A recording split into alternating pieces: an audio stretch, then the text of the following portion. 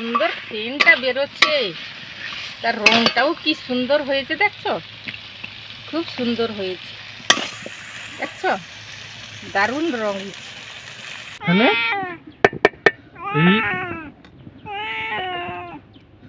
এই গরম আলুর দমকারিটা এইখানে মাঝখানে নিয়ে এইভাবে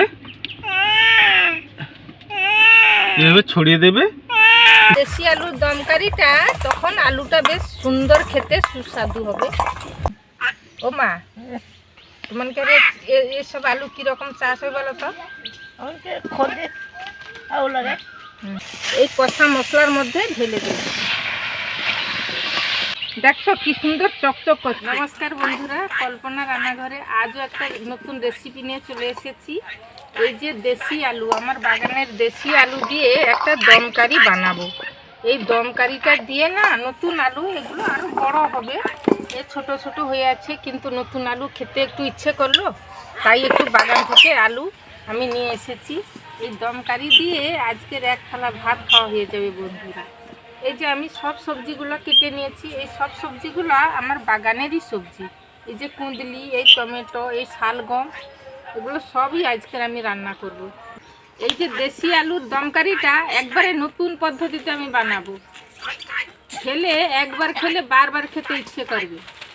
সবে নতুন আলু তো হয়েছে, আমি এগুলো আরও বড় হবে, কিন্তু আমি ছোট ছোটগুলো এনেছি কেন বলো তো? এই দমকারি খেতে ইচ্ছে হয়েছে, ছেলে আছে, মেয়ে বলে মা দুটো ওই আলু নিয়ে এসো, দমকারি বানাবো।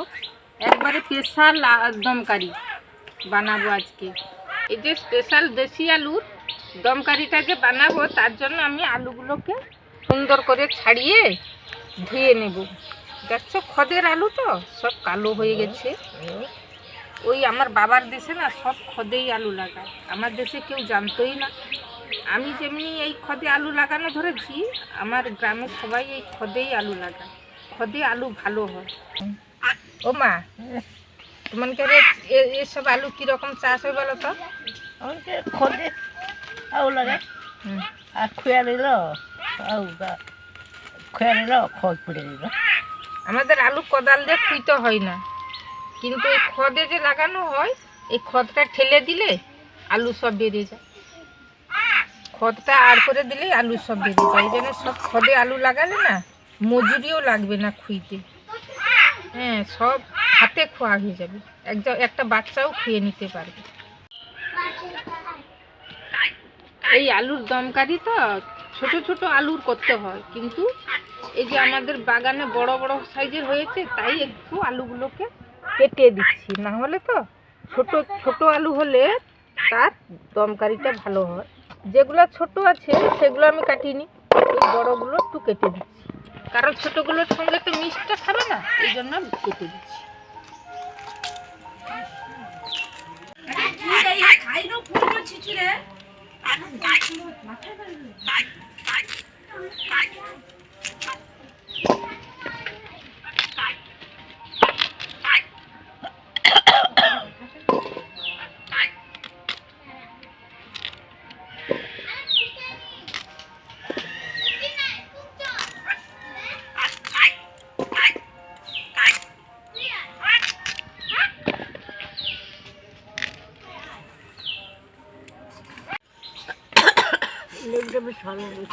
এই যে আলুগুলো আমার ছাড়ানো হয়ে গেছে, এই যে সবজিগুলোও সব কাটা হয়ে গেছে, এগুলোকে আমি ঘাটে নিয়ে গিয়ে পরিষ্কার করে ধুয়ে নেব।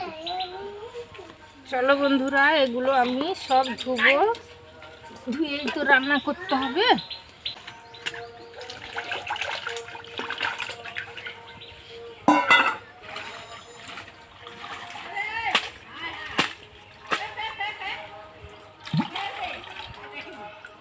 এই যে আলুর দমকারি করার জন্য আমি আলুটা কেটে ধুয়ে নিয়েছি, দেখছো কি সুন্দর চকচক করছে। তার সঙ্গে আমি দুটো টমেটোও ধুয়ে নিয়েছি, এই টমেটো দুটোও দমকারিতে দেবো। এগুলো আমার বাগানের আলু না, এই জন্য খুব সুন্দর চকচক করছে। এই যে আর সবজিগুলোও সব আমি ধুয়ে নিয়েছি, এবারে আমি রান্না করব, উনুনটা ধরাবো। এই যে দেশি আলুর দমকারি বানানোর জন্য আমি প্রথমে এই আলুগুলোকে বেলার মধ্যে ঢেলে নিয়েছি। এর মধ্যে অল্প লবণ মাখিয়ে নেব। অল্প লবণ দেব। এই যে হলুদ গুঁড়ো 1 চামচ দেব।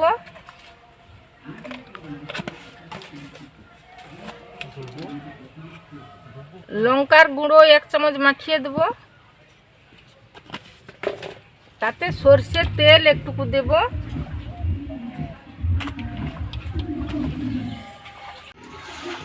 এই যে লেবুর রস একটুকু দিয়ে দেব। দিয়ে এগুলোকে মাখিয়ে আমি 10 মিনিট মতো চাপা দিয়ে রেখে দেব। তাহলে কি হয়, নুন ঝাল সবগুলো এই আলুর মধ্যে ঢুকে যায়। এই যে দেশি আলুর দমকারিটা, তখন আলুটা বেশ সুন্দর খেতে সুস্বাদু হবে।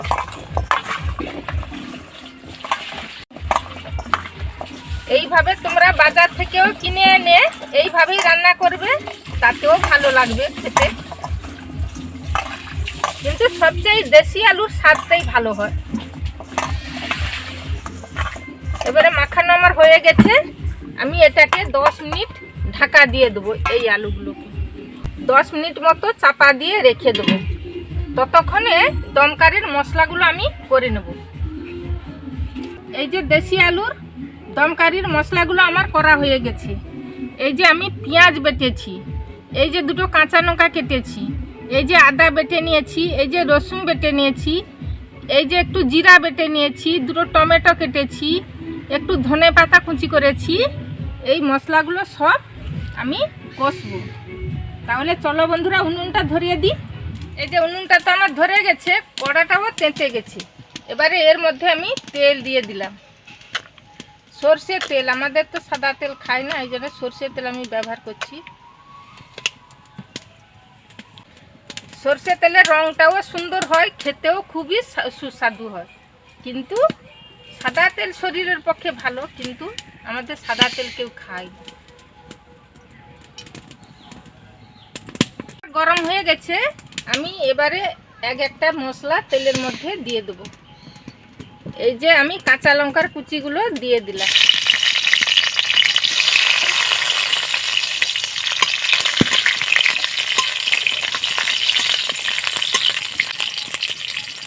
তারপরে রসুন বাটাটা দিয়ে দিলাম।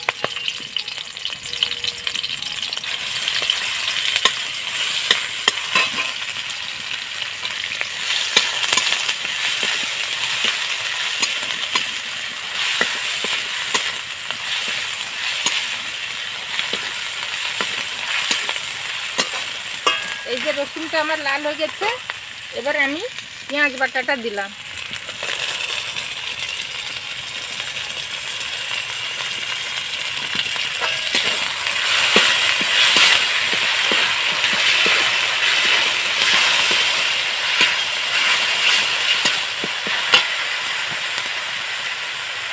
এর মধ্যে আমি লঙ্কার গুঁড়ো 2 চামচ দিলাম।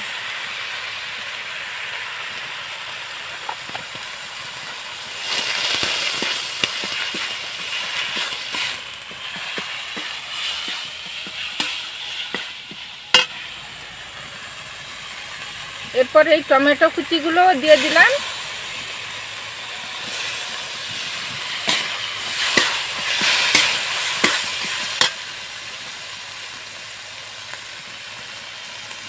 হলুদ গুঁড়ো 1 চামচ দিলাম।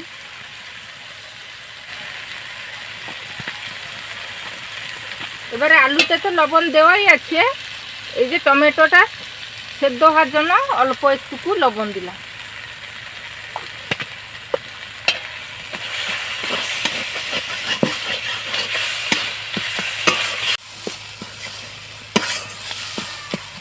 এই যে অল্প একটুকু জল দিয়ে দিলাম, যাতে করে মশলাটা পুড়ে না যায়।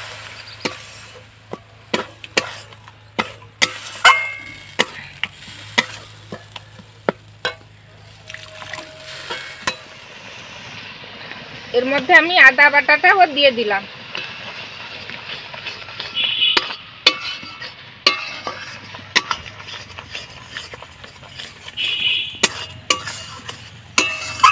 আজকের এই নতুন আলু প্রথমে এই দমকারি হচ্ছে, এটা দিয়ে সুন্দর খাওয়া হয়ে যাবে।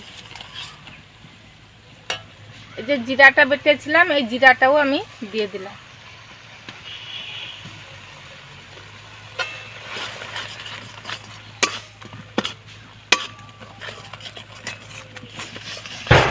এই মশলাটা তো আমার কষা হয়ে গেছে, কি সুন্দর গন্ধটা বেরিয়েছে, রংটাও সুন্দর হয়েছে। এই নতুন আলু দমকারিটা আজকের খেতে দুর্দান্ত লাগবে। দেখছো রংটা কি সুন্দর হয়ে গেছে, আর গন্ধটাও অপূর্ব বেরিয়েছে। এবারে আমি আলুগুলো যে ঢাকা দিয়ে রেখেছিলাম, এগুলো এবারে আমি 10 মিনিট হয়ে গেছে, এবারে এগুলোকে আমি এই কষা মশলার মধ্যে ঢেলে দেব।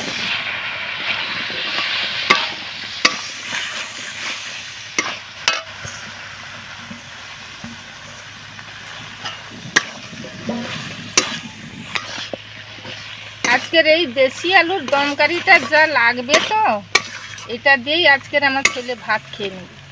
সে তো এমনিতেই মাছ পছন্দ করে না, এই জন্য আজকের এই বাগান থেকে দেশি আলুগুলো নিয়ে এসেছি ছেলেকে দমকারি করে দেবো বলে। কি সুন্দর সেন্টটা বেরোচ্ছে, তার রংটাও কি সুন্দর হয়েছে, দেখছো খুব সুন্দর হয়েছে, দেখছো দারুণ রং, আর সেন্টটাও সুন্দর অপূর্ব লাগছে। এবারে আলুগুলো আমার কষা হয়ে গেছে, এবারে এর মধ্যে আমি জল দিয়ে দেবো, কারণ একে তো সেদ্ধ করতে হবে, এই জন্য আমি অল্প জল দিয়ে ঢাকা দিয়ে দেবো।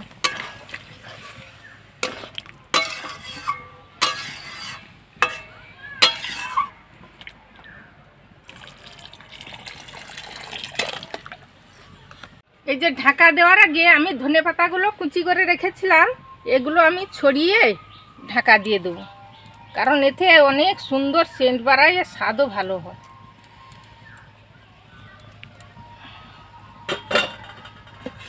এবারে আমি 10 মিনিট মতন ঢাকা দিয়ে দিই, আলুটা একটু সেদ্ধ হয়ে যাক, তারপরে হয়ে যাবে আলুর দমকারি। এই যে দেশি আলুর দমকারিটা আমার এই যে ঢাকা খুলে দিয়েছি, হয়ে গেছে। এবার এটাকে আমি বেলার মধ্যে ঢেলে নেব। দেখছো এইরকম করে মাখামাখি করে দমকারি করতে হবে। এগুলো রুটির সঙ্গে সবচেয়ে ভালো লাগে খেতে, ভাতের সঙ্গেও খেতে ভালো লাগে, কিন্তু রুটির সঙ্গে সবচেয়ে বেশি ভালো লাগে।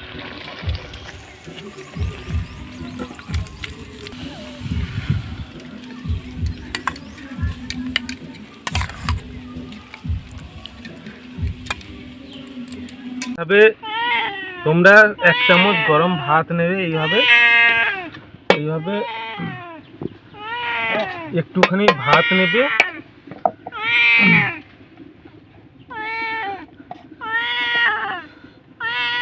এটা মাঝখানে